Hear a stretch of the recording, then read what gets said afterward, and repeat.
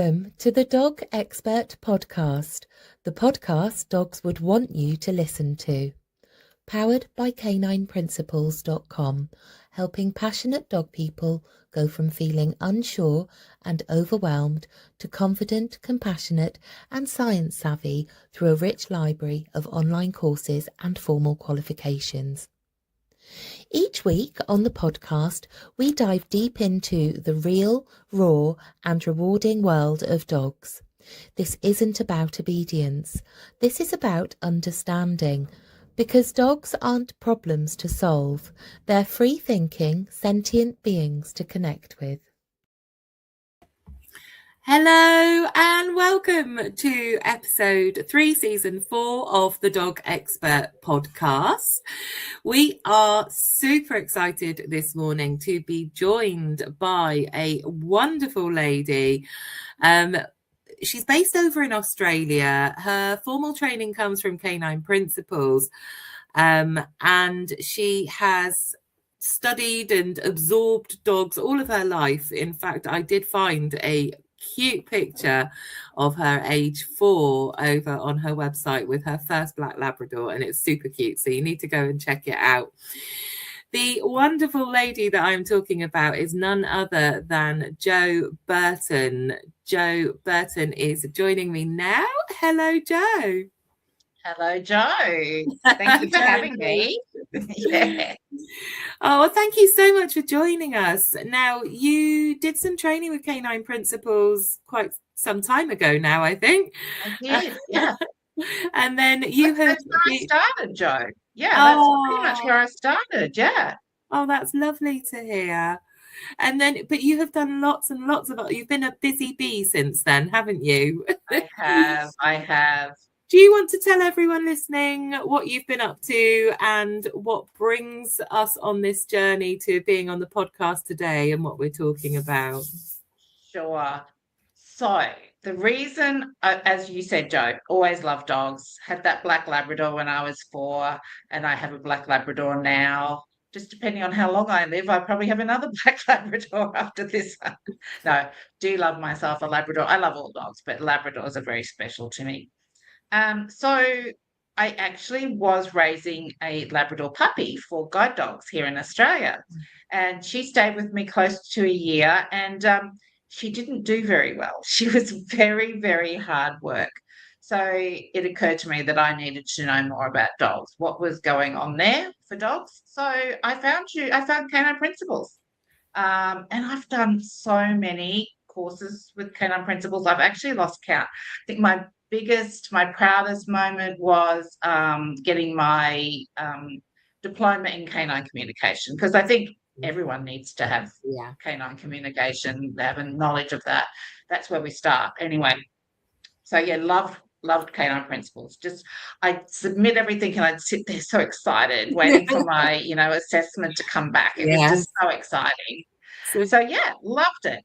And then I think that led me down the rabbit hole of just looking into more, force-free, positive reinforcement way of training. And I found people like Janet Finley and Michelle Dart from Heart Dog. I love them so much. Just was over in Kent earlier in 2025 and got to hang out with them again, which was always a pleasure.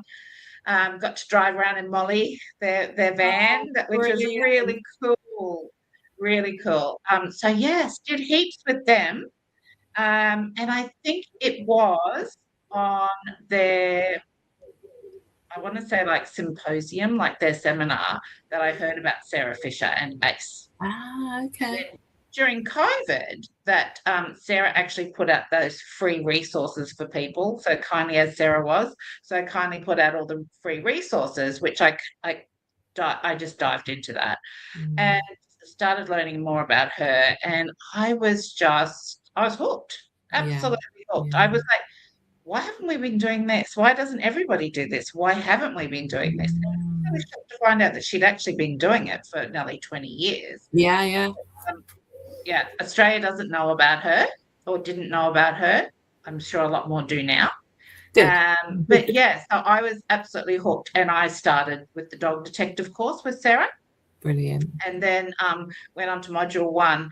And then in 2023, I'm a member of the Association of Pet Dog Trainers in Australia, and I saw their conference was on in New South Wales, I think, and Sarah was going to be a guest speaker. So I didn't even think about it. I just booked a flight and booked my ticket, booked my accommodation. I was there, and I was like a big fangirl. I remember saying to another girl that I was there with, "That's Sarah Fisher." And I was too frightened. I was too nervous to go and say hi, because here I was, this little Australian girl, lady. And the next morning she came up to me and said, "You're Jo." And I got one of those wonderful Sarah Fisher hugs that you never, ever forget. And got to spend so much time with her. And she did the most amazing talks, and literally the rooms were full every time out the door, and people lined up for miles afterwards to speak to her. And I think I got the biggest shock, but such a proud moment when she said to everyone that they could come and speak to Jo Burton because I could help them out as well. So, whoa, that was such a privilege. That was such an honor for her to say that. So, we spoke about it, and she didn't have any students except for me in Australia. Wow. And we're a big place. We're a big country. So she enlisted me to fly the ACE flag here in Australia, which I proudly have been doing. So, since then I've became a certified ACE Freework practitioner, the first and only still in Australia, and an associate tutor. So I finished all the modules that are out yet. There will be more. There's just obviously a bit of a hold up. Things have, changed a little bit. They're trying to get everything organised. They've been wonderful though. They've kept going with all the modules and their teaching. It's Sarah Whiffen stepped in, and she's doing an amazing job. She's such a lovely lady. And so I'm now able to, and Sarah was very happy for me to have my own ACE Freework toolkits for trainers here in Australia, because I figured, what's the best way to get free work to the most dogs and the people who love them? And that's through the trainers. So I do that now. So they just come on and do the course with me, and I do like a 6-month mentorship with them. So I see their cases through with them. And I was telling Sarah shortly before she passed that I had spoken to a behaviourist in Sydney, which is another state from where I am, and he is hosting me to do workshops at the end of next month. So we're doing a weekend workshop with ACE Freework down there, and Sarah was just so excited. I got one of those big woohoos, and that she's famous for, and she was just really excited. And ACE is really taking off now. It's not down to me. I mean, people who saw Sarah in Australia, have slowly started trickling into the courses. So I'm very happy to see that, and more people are hearing about it here in Australia, which is great. Absolutely. So for anyone listening who isn't familiar with the story of how ACE came about, I think we were talking before we came on that I've worked in Greyhound and Sighthound Rescue. I was a trustee of formerly Greyhound Rescue West of England, and then changed to Forever Hounds Trust many years ago. And actually, when they rebranded, the kind of big birthday celebrations were at Tilly Farm, where Sarah Fisher. Amazing. So our kennels were not far from Tilly Farm. I don't live that far away from there. So we used to take our kennel dogs down to Tilly Farm for the T-Touch practitioners that were just qualifying to have as case studies, but also to give our kennel dogs some respite. That was kind of maybe 2013, 2014. And I remember the first time I went, I was a bit apprehensive. I'd never heard of T-Touch before. I wasn't quite sure what it was. And like you, I was completely hooked as soon as you heard Sarah's passion, and the way that she explained things was just so relatable that it just, like, you're completely hooked. So I went on and did some T-Touch practitioner courses there, and then the only, I think, 2 6-day ones, and some other bits and bobs. And then Sarah went on to form ACE. When was that? 2020, maybe 2019? Oh gosh, I couldn't say exactly. I'm not 100% sure. It was definitely before 2020. Definitely before. And then I didn't explore ACE at all. I sort of stepped out of the dog world for a little minute and then stepped back in again. And I went back to Tilly Farm last October and did a Freework course with Matt Donovan. Oh, I love Matt. Goodness. He's amazing. Oh, isn't he an absolute superstar? Really is. And his wife as well. They're just the dream team. They're amazing people. Really cool. But I was just like, wow, this is just like 2 full days of just observing dogs. It was just it's heaven, isn't it? Yeah, really is. But to explain to someone what listening or watching who's never heard of ACE before, how would you explain to them what it is? Because it's like a magic experience. Yeah, it is. It really is. It's really tough because it does. You're right. It's got such big feelings about it. And I don't think words can really do justice to the big feelings. I mean, I've been fortunate to go to Tilly Farm. I went in 2000 and actually, I think it might have been, I can't remember now, but I went maybe 2024. I went over, and as part of module 3 to become a certified practitioner for Freework.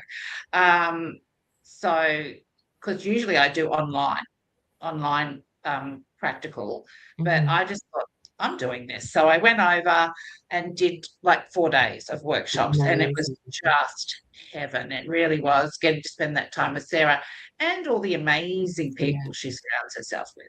Everybody else who's a student of ACE is just such lovely, warm, friendly people. But yes, getting to watch the dogs for 4 days straight. So that was just amazing. And Tilly Farm, the magic of Tilly Farm, it just oozes, right? You just feel it as soon as you walk through the gate. Therapy going there, I think. And that when you open the gate, there's the muck heap, the horse muck heap right there. And for me, when I open the gate, I always go sniffing this lovely aroma. And then the donkey spraying in the background there. It's like, oh my gosh, I love this. And we got to do watch some of the free work out in the field. We saw some of that. It was just wonderful. It really, really was, and probably one of the best experiences of my life. So going back to what your original question was, so if you don't know what free work is, what you're going to see, let's look at what it looks like. So what you're going to come and see is a bunch of snuffle mats, licky mats, things like that. And most people go, and I have been told, it's just enrichment. It's like, we use enrichment equipment for sure. We use snuffle mats and licky mats and things like that. But it's tailored to the specific dog that you're working with, for that individual dog. We're not actually working with them. We're allowing them to teach us. But so depending on the height of the dog, we'll add height, or they'll be, for smaller dogs, we'll have things close to the ground. And we set that up so that, first of all, we can see what the dog is telling us. So we're giving them choices. So, for example, you put 2 water bowls in. You put one on the ground and one raised. Which one does the dog choose, and why does the dog choose it? So it's about allowing the dog to be the pilot of their own journey. And this is stealing from Sarah, and we're like the ground staff, just pretty much keeping them safe. But we actually become the student. As Sarah would say, the dog is the only expert on dogs. And we're here to learn. And you learn so much when you watch a dog doing free work. Little things like, what's their respiration rate like? What's the footfall like? Which way? Do they only go one way around the setup? Does that tell you something about something maybe going on in the dog's body, that they can only go one way? Do they prefer to snuffle? Do they prefer to lick? Do they avoid? Do they need to have a chew to be able to do the free work? So we put food in the stations, and it's not about a smorgasbord. It's about, because eating and the act of chewing is very important for dogs as well. That's a very big de-stressor, along with the licking and the chewing of the bones, or not bones. We put, hard chews for them in there as well. All really important as decompressors for the dogs. And free work is only limited by your imagination. Like, I love setting up new free work stations and, trying to find out what's the best for this dog that's in front of you. It works on the dog's nervous system, because you're allowing the dog to be a dog. And for some dogs, it's the only time they get a chance to have some agency over their own body. Get to do dog. They just dog. They get in there and they dog. And it makes them feel comfortable. And by tweaking the stations, if the dog does have any issues, musculoskeletal perhaps issues, we can help them. Or if we make observations, and that's a huge part of what we do as practitioners, watching. So personally, I only ever do free work. I don't go over there and tell you I'm going to train obedience or anything like that.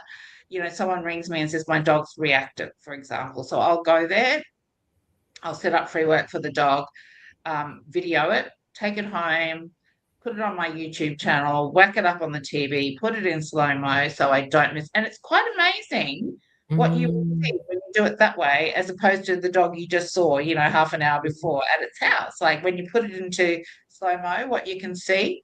If we see something that we think might be, obviously we're not vets, we're not diagnosticians, but we do learn to hone our eye and see. If I see anything that's a little bit concerning, then probably a referral to a vet, physio, chiropractor, something like that. And thing is that pain and behaviour, as we all know, are intrinsically linked. So if you've got a dog that's in pain, you might see something like reactivity. And I think the figure now stands at about 82 to 85% of dogs with reactivity will have some level of pain or discomfort. So it's very good like that. So we let the dog teach us by having a sensory exploration. And then we look for any problems and we refer on. It's also just a really lovely experience for any dog, because it helps to calm, it helps to reset, it gets them rest. Dogs normally have a nice little sleep after they've done free work. It uses parts of their body they probably wouldn't normally use on a normal day. And it's great for calming. So if your dog's had an experience that's a bit stressful, free work, I would be doing that for the dog to help them just to calm down, to reset from any stresses. I personally do it every day with my dog, and she just loves it. And sometimes twice a day. If we've been out and something stressed her, we're back home, she almost tells me. She goes to the room where we do the free work. It's like, I've been a bit stressed here. I think I need some free work. It's wonderful for that. It's great for the guardians of the dogs too. Yesterday, I was kind of all in my head about moving house and the stress that comes with that, and not wanting to, I don't like change and stuff. And she went in almost talking to me by, in her free work, doing things very differently to how she normally does. And it occurred to me that change can happen and it's not bad. Change can happen for a reason. So there's and I just think it's very, very calming to watch your dog. I do it all the time and I love it. I spend my life looking at dogs, either on video or in person. I just love it, really love it. So that is, so much more. It's so layered. What we do with free work is so layered. And there's so many applications as well. People probably wondering, well, what do you do it for? besides if your dog resting, calming, and everything. So a dog who's stressed, in pain, anything like that, doesn't have the ability to learn anyway. The brain's not in that place to learn. So learning can happen after they've done free work. Obviously, we need to address any pain if it's there, but the applications are just endless. Separation anxiety.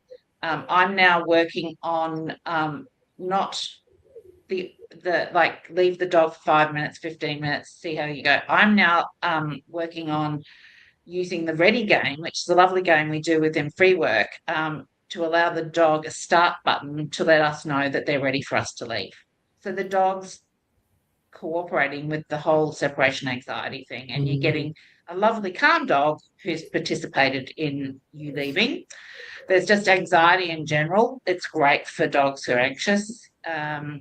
Sometimes you'll see a dog change completely in one session, but sometimes it takes a bit longer. And for puppies, that would be the first thing I do, bringing a puppy home as free work. Sarah, I know she brought lots of dogs home from Battersea to her place, to Tilly Farm, but she does tell the story of one litter of puppies where she brought home a couple from that litter from Battersea, and the rest stayed at Battersea. And it was kind of when she was developing free work. So these puppies got a lot of, Sarah's wisdom and love and care, and a bit of like the free work sort of stuff. And when they went back and they met up with the rest of the litter for their vaccinations at the vet, it was quite obvious these dogs were bigger, they were calmer, they were more robust, they were healthier puppies than the other ones. And really, you can only put that down to free work. So yeah, puppies, senior dogs, I love it for senior dogs. We see them getting a bit stumbly and a bit their proprioception tends to leave them a bit. I just recently worked with a 17-year-old border terrier who was blind and deaf, and she had the most lovely day. So what I did for her was put tracks. We call them tracks. So, I put a series of mats along like a railway track and little stations along there, and just watching her go from stumbling over everything to working it out and getting the confidence to do it was, well, of course I cried. I always do when I see that sort of thing. But yeah, she was lovely. So it's great for older dogs, reactive dogs, rescue dogs. I think you'll find a dog who does free work is in the rescue is probably going to be adopted a lot more quickly. And I think when you bring a rescue dog home, that's absolutely what you should be doing. Had a great case the other day of a family that were holidaying together, parents, adult children. The dogs had never met from the two families. They were really worried. One was an entire male, the other one wasn't. Both were reactive to other dogs. So I would usually take a long time and give the dogs the time to get used to each other, but I didn't have the time because they were meeting in another 2 days or something. So I did free work with each dog separately, then swapped them over to where each other had been, did it there, took them out into a large space so they didn't feel, they needed to argue with each other. And those dogs just started getting on. They were fine. They went into it with a calm state of mind, with a nervous system that could cope with meeting another dog. And I think the guardians were pretty much blown away by that. And they had a lovely holiday because these two dogs actually got on together. Wonderful for cooperative care, for husbandry. Like I said, I do free work with my dog every day. We do the ready game, which is telling the dog, are you ready for something to happen? So letting the dog cooperate in their own care and give permission to give consent to be touched. And she had colitis a few months ago. And when we got in there, I just always ask the vet staff, could you ask her if she's ready? And I've also taught her the parts of her body, so she knows what each part of her body is called. So they'll say, ready, paw. And bless her heart, the second day we went down because she had to be on a drip. When we came in, they said, ready, paw. And she went like this for them to put the cannula in. And they said, oh, my God, I wish every dog was that happy to be here and so cooperative. And yeah, that was such a blessing, and it just makes it so much easier for the guardian not to see the dog struggling with that sort of thing. Yeah, working in the car, dogs with car phobias, it's great for that. It's reactivity, aggressive dogs. Yeah. You can depending what's going on for them there, we can definitely use free work. It just tells us so much about the dog, and it allows the dog to tell us a story about them. And we just learn how to understand what they're telling us through free work. There's so much to it, and like you say, on the face of it you might think, oh, it's some licky mats and some snuffle mats, but actually there are so many layers to it. I mean, there's the emotional regulation, there's the nervous system regulation, but there's the co-regulation between the guardian and the dog as well, because inadvertently, even when people don't think they are putting pressure on the dog, as humans we do put pressure on our dogs, but by instead of doing that, having a notepad and pen and making notes about what they're doing, for example, while they're going around the free work session, excuse me, and you're taking the pressure off the dog and focusing on making your notes and data collection, data gathering.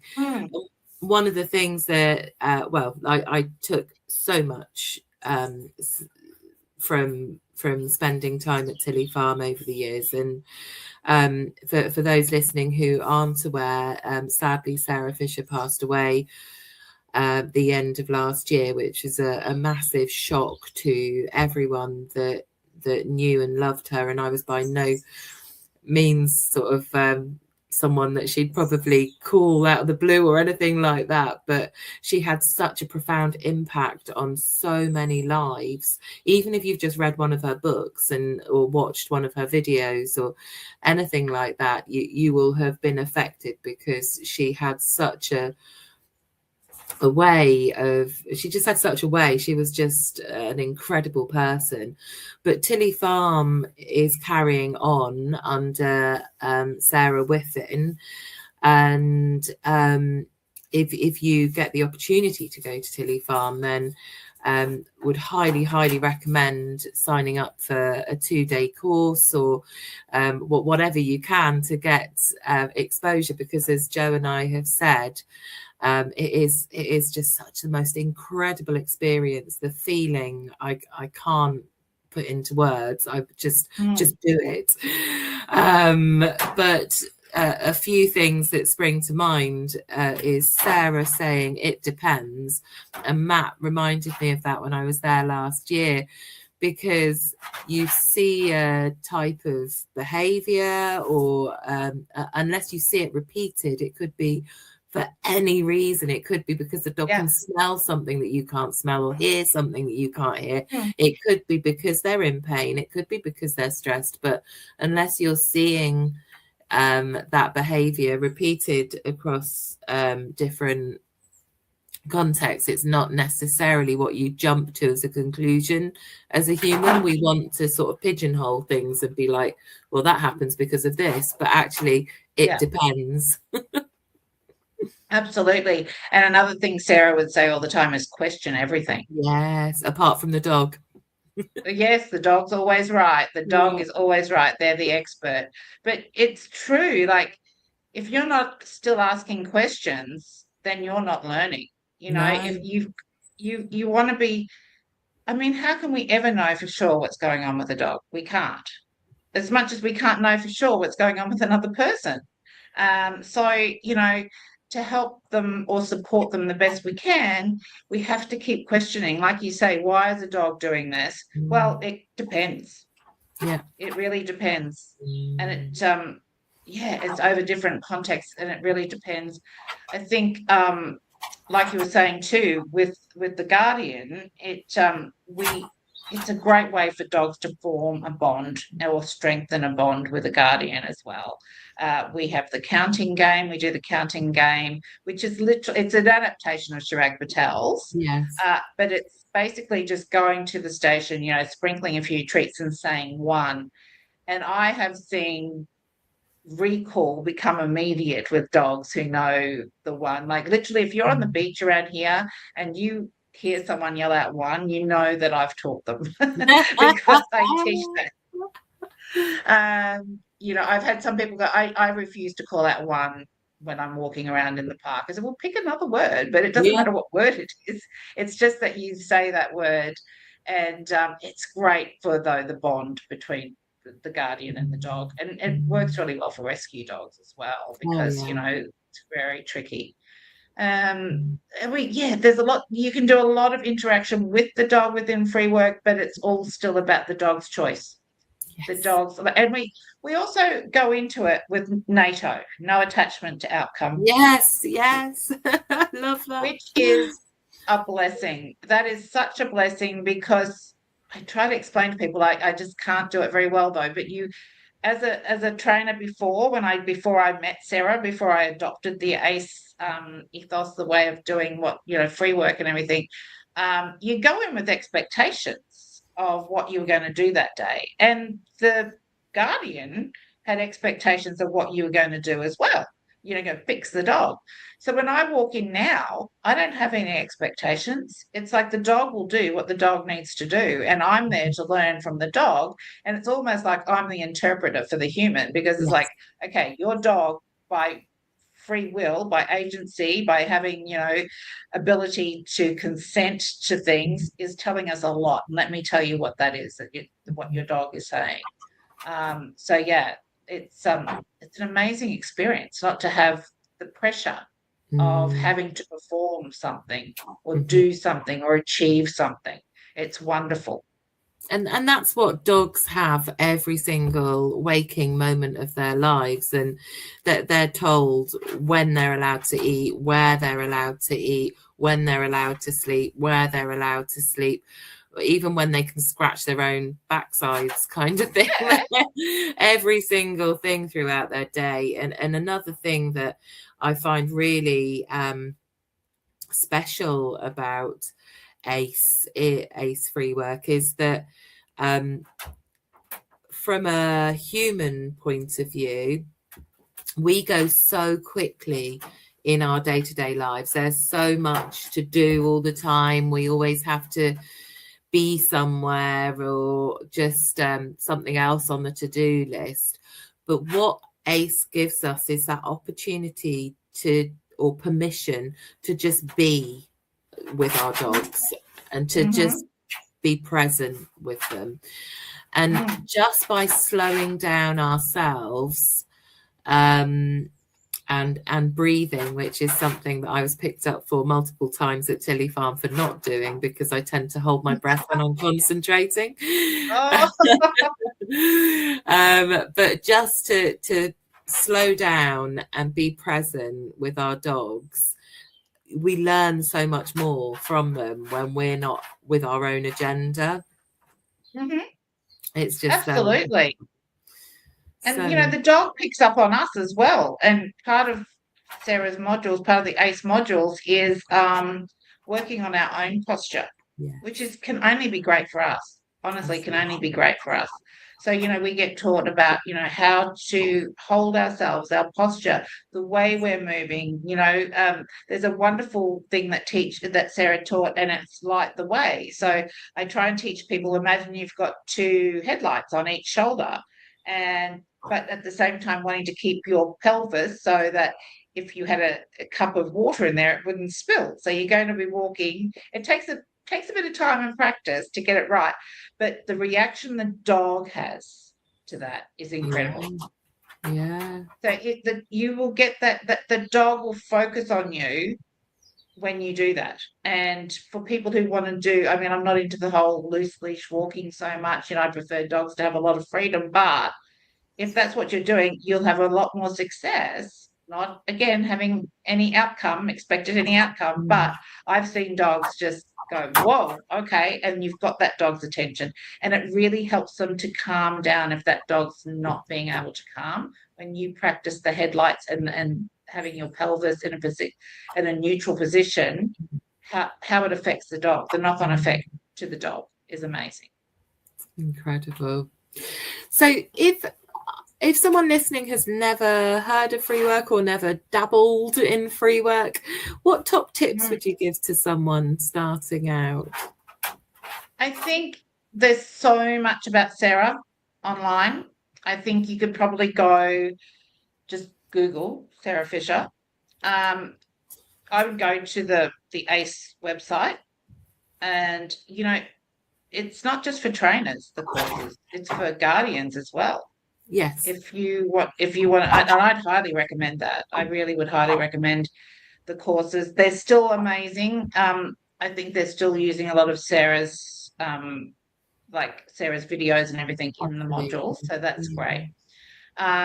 So it's just completely unique what she teaches. She just had the most incredible mind. She was just such a gift. So I would be going on her website.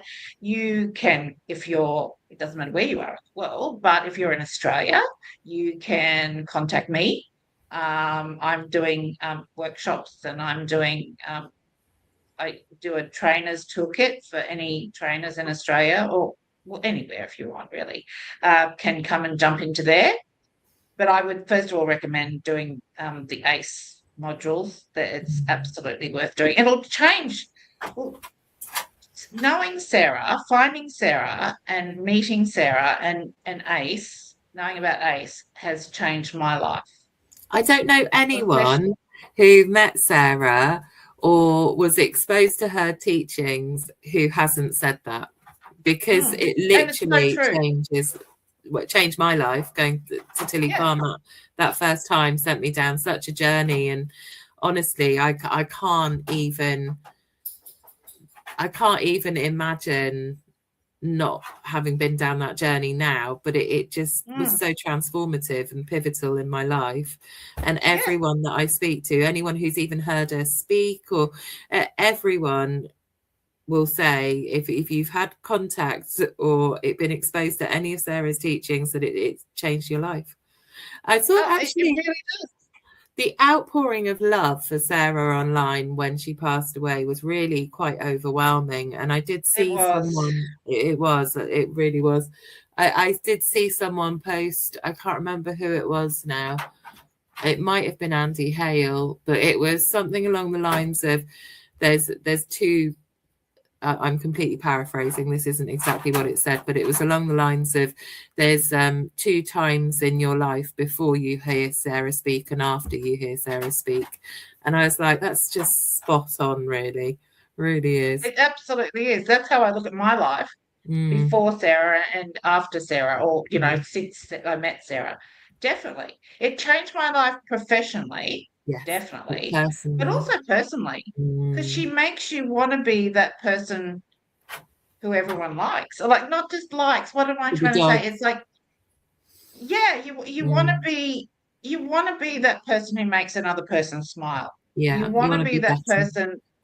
Yeah, you do. You just want to be a great person when you've met Sarah, and I certainly want to keep her legacy going. That's 100%. Kind of my passion, and it's my passion. It's my goal in life, is to keep ACE Freework going. And not just going in Australia. I'm getting it going. I'm introducing it. And there's some amazing people all over the world, especially in the UK, who are doing such a lovely job of promoting ACE Freework and teaching it. And that's so lovely to know. I think Sarah knew that, when she left, that there'd be people to continue on, to carry on. I hope so. And it is so important that we really do keep flying the flag, if you like, and keep the word out there and keep learning from the dogs. And I know that the team that she had built at Tilly Farm and the people across the globe like yourself, she had the best people. Like, she could see something. She never made you feel like an idea was daft. It was more like curiosity. Well, let's explore this and let's look at this. And absolutely, I think curiosity was huge. Like, she really was like, you have to question, you have to ask. And it was curious. It was like, question movement. She used to say, movement is life. Yeah, There's no life without movement. And, I love the way she said that doesn't have to be movement as we kind of traditionally think of it, as actually moving around. The whole body's moving. There has to be movement. And, she just was the most incredible gift, I think. And we really, you couldn't let ACE Freework go away. It's never. such an amazing concept, such an amazing gift that I just want everyone to have it. I just want all dogs to have it, Yeah. And I think that's why I concentrate on trainers, because I think that's my best avenue to reach more dogs. Absolutely. Oh, well, we are running out of time, although I feel like we could talk all day. And before we even got on the podcast, we probably spent ages talking before we remembered to hit record. It's that Jo name. We can talk. If people want to get in touch with you, if people want to find out more about the work that you're doing, how is it best for people to reach out, Jo? Have a look on my website. So that's Paw Order. Will you put that up, Jo, on it, or will I just? Yeah, I will do. It's Paw Order Noosa, which is nwoosa.com.au, isn't it? But I'll get the link. So that's my business name. Yeah, Paw Order Noosa. And I think the best way to contact me is email. I check my emails all the time, and I think that's the easiest way to do it. I'd love to hear. Look, honestly, I'd love to hear from people who just want to know what it is. Could I explain it further, or And I'm happy to talk to people anywhere. Time zones are a bit tricky sometimes, as we know, but I'm really happy to spread the word. Anyone who wants to contact me, for sure. Fantastic. And your email is jo@pawordernoosa.com.au if people want to reach out. It's on the website, and there's a contact form on there as well. Well, thank you so much for joining us, Jo. Really appreciate you giving up your time to speak to me this morning or afternoon for you. No, it was my pleasure, Jo. First of all, to have a chat with you. That's great. We've met, but only very briefly, so it's lovely to talk to you. And I'm always happy to talk on and on and on about ACE and Freework. And there's always something more to learn, isn't there? So it's just it's just incredible.